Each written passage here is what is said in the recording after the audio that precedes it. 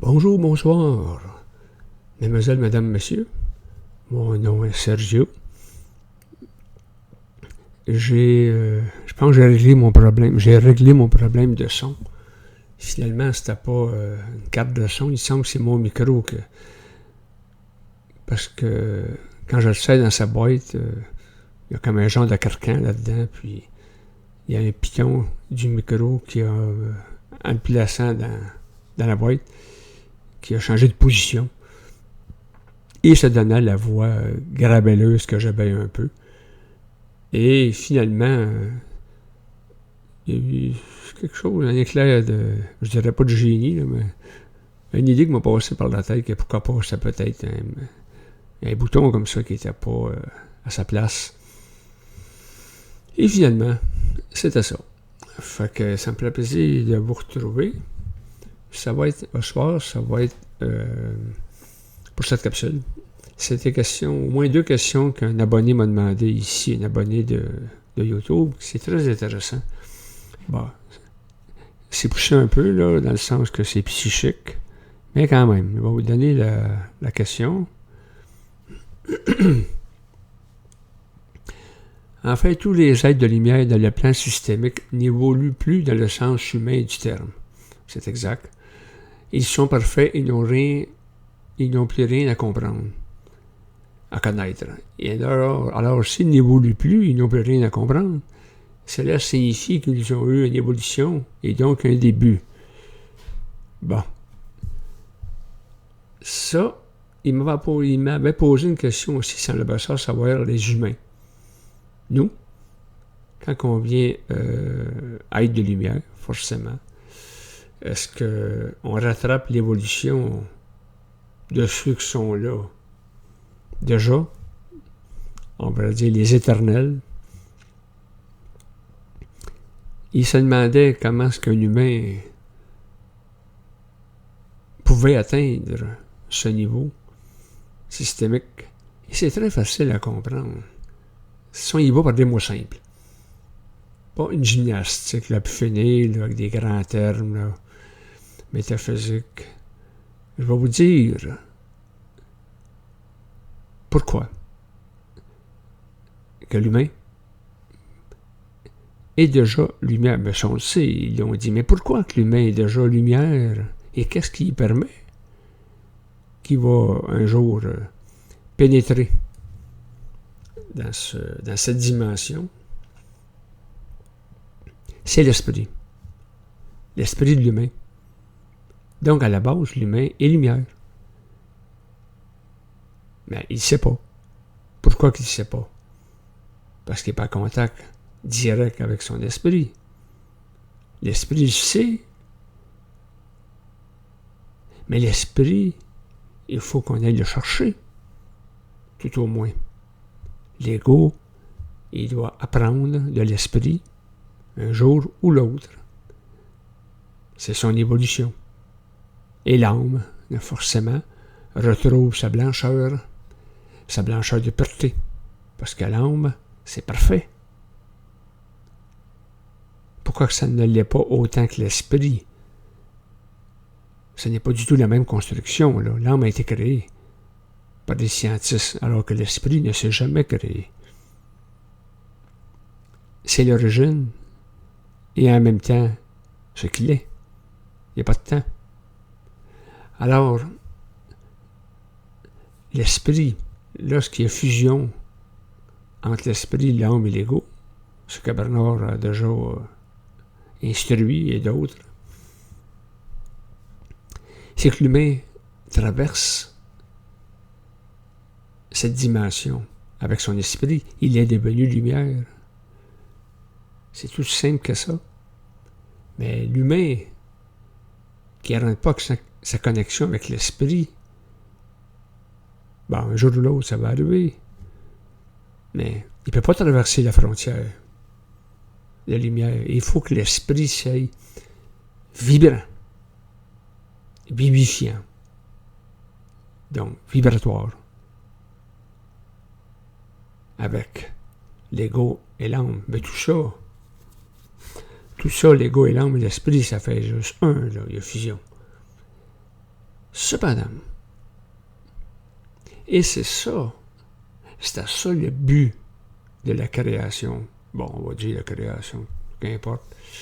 Tout au moins la fonction de l'humain, c'est qu'avant l'humain, il y avait cette éternité du savoir. Ils ont créé des extraterrestres, toutes sortes de choses comme ça. Mais jamais qu'ils ont atteint le niveau d'une fusion avec un ego et une âme venant des plans inférieurs. Et c'est là toute la différence. Parce que la fusion qui se fait entre le plan inférieur et le plan de la lumière, c'est quelque chose d'être extrêmement spécifique. C'est du jamais vu.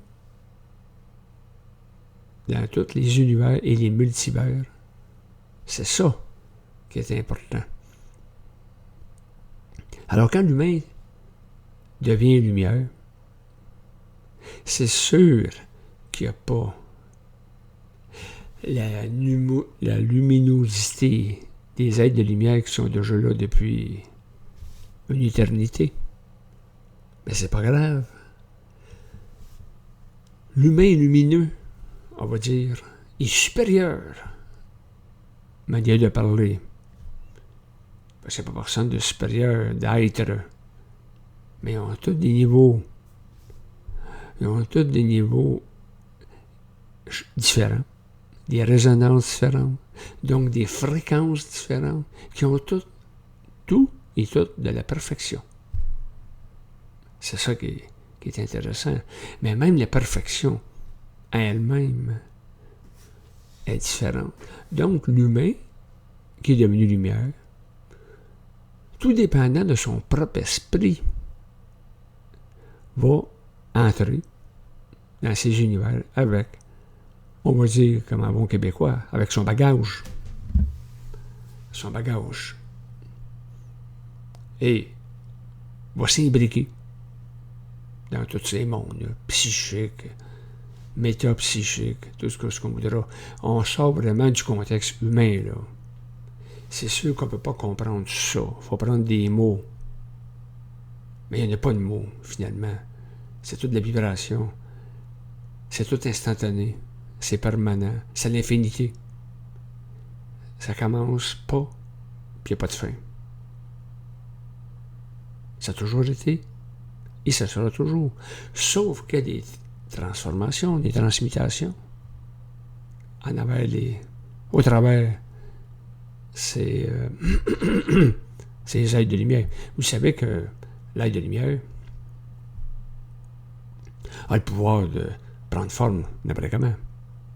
Il peut prendre une forme humaine et se détransformer instantanément. Plusieurs êtres de lumière, ce que moi j'ai appelé déjà des essaims comme des guêpes, peuvent se unir comme ça dans une molécule, on va dire, une molécule créatrice. Pensez-y, là, 10 êtres de lumière dans le même corps de lumière. Ça commence à faire de l'intelligence, ça, là. Ça, c'est des propriétés qu'ils ont, que nous autres, on n'a pas. Ben, on peut travailler en groupe, séparément, et faire une fusion d'opinions ensemble. Comment est-ce qu'ils appellent ça? Il y a un thème pour ça, là. Il était à moi depuis... mais ça ne me revient pas. Mais un groupe qui se réunit, là, puis ils vont faire toutes sortir les idées, là, tu sais, instantanément, pour qu'ensuite l'idée la meilleure va ressortir. Mais où? C'est la même chose en haut, sauf qu'en haut, il n'y a pas de réflexion. C'est instantané. Instantané. Et c'est important pour nous ici de comprendre ça, dans notre évolution personnelle, de vivre de plus en plus d'instantanéité. C'est facile de se pratiquer. Posez-vous des questions intérieurement. Je ne sais pas, moi, ça ne vient pas à l'esprit, mais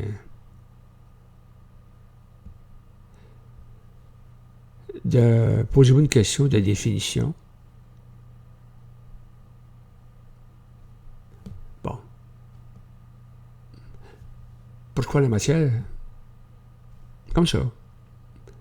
Ça va vous répondre tout de suite. Il faut que ça réponde tout de suite. Vous avez vécu un événement difficile. Là, vous demandez pourquoi ça m'est arrivé? Pour quelle raison? Tout de suite. Puis ça, faites-le le plus souvent possible. Ça va vous habituer. Et lorsque vous serez devant un événement qu'il faut que vous agissiez, prenez une décision, eh bien, ça va vous pratiquer et là, vous allez être en avant d'une situation. Et, oups, ça va venir à l'esprit.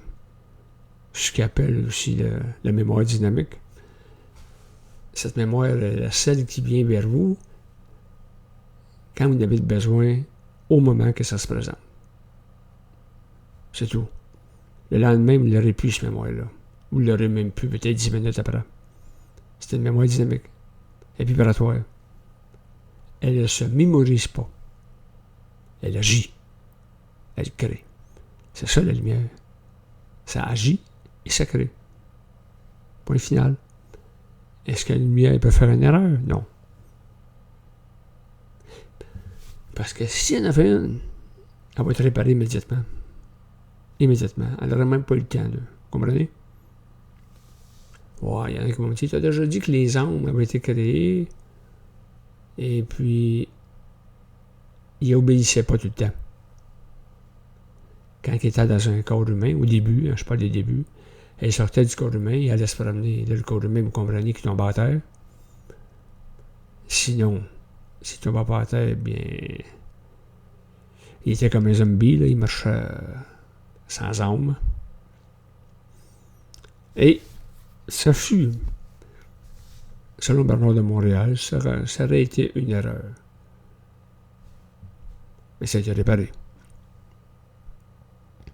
Les âmes qui quittaient le corps, c'était une fois, et ils allaient directement dans l'invisible. Soit dans le monde astral, soit dans le monde éthérique. Mais ils ne revenaient plus dans le corps comme ça. Ça prenait une naissance, on va dire. C'est là que ça a été institué. Et ça a réglé le problème des âmes incorrigibles. Alors oui, l'humain, à moins qu'il soit vraiment incorrigible, il n'accédera jamais à la lumière, ce qui est rare. C'est même très rare. Parce que c'est le cheminement obligatoire. Pourquoi? Parce qu'il y a un esprit. Il n'est pas juste un âme, il y a un esprit. Et cet esprit-là, il est lumière et il veut aller où est-ce qu'il doit aller. Bon, écoutez, si cet humain-là, pour une raison ou une autre, on va dire une âme noire, carbonisée, là, n'a rien compris, et puis elle va être désintégrée. Bon, là, l'esprit, de toute façon, l'esprit, comme on dit, il va se plaguer ailleurs. L'esprit, il n'y a rien qui le dérange, là. Impossible. Ils n'ont pas de polarité. Aucune polarité. C'est le réel instantané qui avance toujours. Que ça s'aille. Que ce soit une action ou une autre. C'est toujours égal. Il ne peut pas, un esprit, il n'y a pas de polarité. Il ne peut pas réfléchir. Il est toujours sur le highway du cosmos. Alors, c'est intéressant, mais Ce qu'il y a à comprendre là-dedans, ou surtout à pratiquer, c'est de faire vibrer notre esprit, ici-bas. Puis dans un même temps, ça nous fait évoluer. Je parle de l'âme et l'ego. Ça, c'est pas perdu. Non, ça pique. Bon. Et puis, c'est pas perdu. Comment vous pensez que les gens qui font la technique, je vous ai dit tantôt, de se poser des questions et y répondre instantanément, le plus possible? Il n'y en a pas beaucoup. Ils vont réfléchir. Si vous demandez l'âge à quelqu'un, par exemple, quel âge as-tu?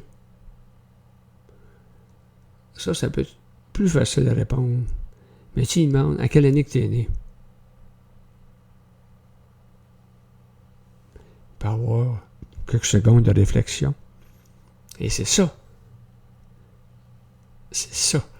que l'humain doit se détacher des secondes de réflexion. C'est plus une seconde de réflexion, c'est tout de suite. Tout de suite. N'importe quel niveau. Ça ne veut pas dire que vous allez répondre à tout. Dans le sens que si quelqu'un vous pose une question sur la physique nucléaire, je ne suis pas sûr que vous allez pouvoir y répondre même instantanément. Il pourrait avoir une bonne réponse, mais vous ne commencerez pas à expliquer la fonction des atomes, puis les neutrons, toutes ces choses-là, là, parce que vous n'êtes pas cette personne-là. Bernard l'a déjà dit, c'est pas parce que tu es intelligent ou conscient que tu vas tout savoir. Tu sais ce que tu as à savoir quand il faut que tu le saches. Ça, c'est le credo supplémentaire à retenir. Tu vas savoir ce que tu as à savoir quand il est nécessaire que tu le saches. C'est tout. Bon. Peut-être que si tu étais une personne avec un esprit très scientifique, mais en dehors de ça, ça ne te donne rien. Qu'est-ce qu'il faut pour que ton esprit soit créateur et un bon esprit? C'est ta vie. Ta vie à toi. Je pense qu'on a assez de problèmes dans notre vie. Certains dramatiques, d'autres moins. Mais il faut que tu aies tes réponses à ces événements-là. Ça, c'est important. Que tu ne saches pas comment que... Tu sais, ça c'est dans le médical ou dans le scientifique. C'est pas grave. Achète-toi un livre, tu le liras. Puis peut-être, là, check qu'est-ce que tu vas retenir du livre, parce que ça, c'est important. Aussi. Moi, je vous donne l'exemple, c'est comme les conférences de Bernard. Je les ai toutes écoutées, 2 fois en 40 ans. Mais Bernard, on ne peut pas retenir ça, là. Il a déjà dit lui-même, d'ailleurs, ses discours, ils étaient faits pour ne pas le retenir, pas le mémoriser. Mais, dans l'esprit absorbe ce que l'ego ne peut pas. Fait que quand je parle de Bernard, pas de Bernard lui-même, mais son instruction, avec quelqu'un, mettons, même en vous parlant, comme ça, il va mener des flashs. Ah, il a dit ça. Mais c'est en parlant que je le sais. Mais si je m'assieds sur une chaise, puis voyons, qu'est-ce que Bernard a déjà dit? La dynamique se fait quand ton verbe s'exprime. C'est là qu'il y a une dynamique. Quand tu ne parles pas, c'est passif, c'est statique. Ah, c'est sûr, quand tu es assis ou tu es couché, tu te poses une question. Là, c'est pas pareil. Tu es dans un état réceptif. Parce que tu te questionnes toi-même. Ben, si tu es une personne ou un groupe, on te parle, normalement, tu vas peut-être sortir justement une phrase de Bernard ou Daniel Kemp ou d'autres, juste un extrait, là. C'est tout. Tu ne m'as pas parlementé, discourir là-dessus, là. Juste un petit flash. C'est ça, là, c'est un petit flash. Ça m'arrive souvent. Mais demandez-moi même pas ce que j'ai déjà flashé. Je me souviens plus, là. Ça, c'est clair. Parce que c'est pas une mémoire statique. C'est pas une mémoire de l'âme, mémoire de l'ego. Ça me donne rien d'aller chercher dans mon grenier ou mon garde-robe psychologique. Je trouverai rien. Ça se trouve pas, ça. De l'esprit, ça se trouve pas. L'exemple facile que je peux vous donner, c'est quelqu'un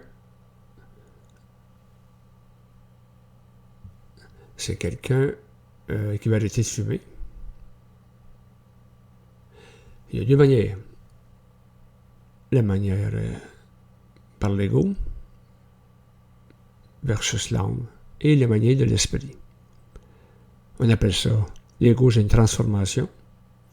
Et par l'esprit, c'est une transmutation.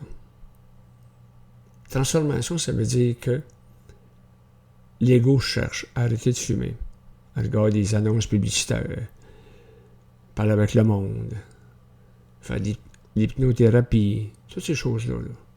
Puis il veut bien arrêter de fumer. Là. Ça peut arriver qu'il réussisse. Mais aussitôt qu'il arrive un événement, un choc, un drame, ils sont pas là, c'est ces gens-là qui vont recommencer à fumer parce qu'ils ont trop de stress. Pourquoi? Parce qu'il a pris sa décision avec l'ego. Tout simplement. Et ce qui arrive, c'est quand il arrive quelque chose, les vieilles mémoires de l'homme ressurgissent et il se remet à fumer. Par contre, si un bon matin, il se lève, j'ai connu des gens comme ça, là, que je vous dis là, le matin quand il se lève ou le soir avant de se coucher, n'importe quand, il prend son bâche de cigarette puis il l'écrase, c'est fini. C'est fini. Comme ça. Il n'y a pas pensé. C'est fini. Ces gens-là, ils ne recommenceront pas à fumer. Pourquoi? Il a cassé la mémoire. La mémoire statique. Qui était entreposée depuis longtemps dans son âme, son subconscient. Il a brisé la forme, il a cassé la chaîne. Mais oh, c'est la différence. Quand c'est instantané, ça ne revient pas en arrière. L'esprit ne revient pas en arrière. Il va toujours en avant. L'âme peut revenir en arrière. L'ego peut revenir en arrière. Parce qu'il ne comprendra pas son présent. Et puis il va vouloir orienter son futur. L'esprit, lui, il se fout du présent. Il ne veut rien savoir du passé. Et son avenir est tracé. C'est sûr. Il n'y a pas d'attache temporelle. Mais ça, il faut venir à ça. Et ça se fait. Pas facile pour tout le monde. Mais tout le monde est capable de faire ça. Se mettre au diapason psychique. Et délaisser un peu l'acharnement psychologique. La journée que vous le savez, ça, que c'est imprimé dans votre conscience évolutionnaire, ce que je viens de vous dire, vous le savez, vous en avez pris conscience, et que vous le mettez en pratique, ça va débloquer. Ça va débloquer. Bernard disait que c'était eux autres qui allumaient la switch. Oui. C'est correct. Il allume la switch quand vous êtes prêt. C'est pas lui qui va faire. C'est pas l'esprit qui va faire la job. C'est vous. On dit bien, il y a une phrase comme ça. Quand l'élève est prêt, le maître arrive. C'est ça. L'élève, c'est l'ego, le maître, c'est l'esprit. Aide-toi, le ciel t'aidera. Ça va de soi. Ça fait prendre de l'effort. Et même, il y a des gens, selon ce que j'ai entendu dire, il y a des, même Bernard l'a dit, il y a des gens programmés, puis il y a des gens marqués. Quand ils arrivent incarnés sur la Terre. C'est sûr qu'il y a des gens, vous savez, que l'évolution, ça ne les intéresse pas. Là. Ils ne veulent rien savoir de ça. Des terres à terre. Ils font leur journée, ils travaillent fort, ils sont sincères, ils sont honnêtes. Mais parlez-leur pas de que je viens de vous dire. Là. Ça ne marche pas. Et c'est correct. Ils sont dans leur programmation, dans leur registre de pensée. C'est de même.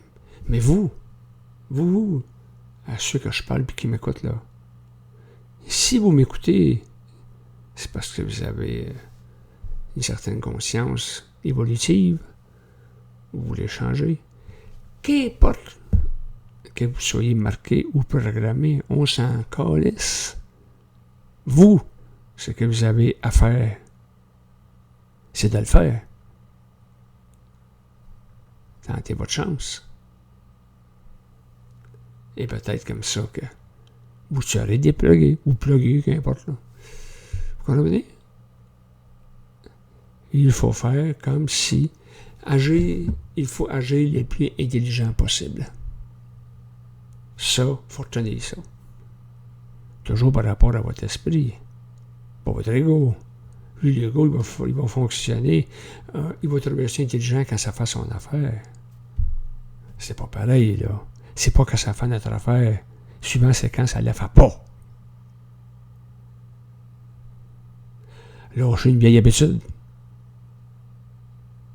qui, dans le fond, vous fait perdre du millage cosmique. Et vous devez changer cette forme-là si vous voulez avancer. Habituellement, ce que je peux comprendre et expérimenter, c'est rare quand j'ai évolué que ça a fait mon affaire. Ça a fait mon affaire après. Oui, après dans le sens que vous ressentez, vous avez perdu quelque chose, un genre de poids. Parce que c'est ça, hein. C'est sûr que si vous vous débarrassez de vieilles mémoires, de vieilles habitudes, vous allez vous sentir plus léger. C'est sûr. Il y a un boulet de canon qui est sorti de vous. Et des engrammes qui sont disparus. Votre âme de prendre plus de vitamines. La vitamine de la lumière. Vous comprenez? Ben, il faut le faire. Il n'y a rien qui se fait seul. Il n'y a rien. Fait que si vous êtes déjà programmé pour ça, ce qui se peut fort bien, parce que vous le savez, eh bien, allez-y, sautez dans la piscine. Et nager. Le reste, on s'en fout. Soyez les plus intelligents possible. Être intelligent, c'est être conséquentiel. Faire quelque chose avant d'intelligent que le regretter après par le manque d'intelligence. Vous voyez la nuance, là? Mettez-vous ça dans votre tête. Faites de quoi intelligent pour ne pas le regretter, afin de faire non intelligent, puis vous le faire reprocher ou regretter. Tombez même dans des formes de culpabilité. Mais oui, c'est important, là. Il faut être conséquentiel. Je ne vous dis pas que vous allez réussir tout le temps, mais au moins vous allez être dans un cheminement progressif, évolutionnaire, et ça va changer en vous. Ça va changer quelque chose. Bon, moi je m'arrête là-dessus. Comme je le disais dans la vidéo précédente, je suis en train d'écrire un livre virtuel. Ça s'appelle le livre supramental, la source d'identité. Et je suis rendu déjà à 120 pages. Il devrait être bon à la fin de l'année. Hein. Je ne sais pas dur à dire. Ah ben, c'est pas presque ce que je me donne comme date. Et puis, il va être disponible dans mon groupe de Facebook. Ici aussi sur YouTube, là. Vous n'aurez qu'à le télécharger. Ça sera un héritage. Moi, je le fais surtout pour, c'est sûr, un héritage personnel pour moi-même, un héritage de voir aux autres, là. Mais que je sais, puis là. On va lire Sergio pour voir, c'est intéressant. Ça a tout le temps été un rêve de ma vie, hein, écrire un livre. Fait que je vais réaliser mon rêve, là. Donc, je vous laisse là-dessus. Envoyez-moi des questions si vous en avez envie. Je mets toujours mes emails ici, puis mon compte Facebook. Alors, je vous dis bye-bye. Prenez soin de vous. Et pratiquez-vous.